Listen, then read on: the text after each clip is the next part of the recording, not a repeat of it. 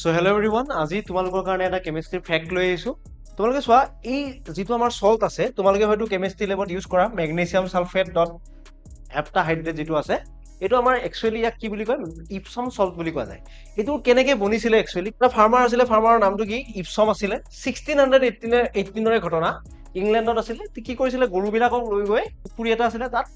পানী খাব দিছিল আৰু গৰুবিলাকে মানে পানী খোৱাটো কি কৰিছিলে পানী নাখালে আৰু যেতিয়া সেই পানীৰে মানুহজনে গা চা ধুলে ন but the farmer notice that the water heal scratch and rashes মানে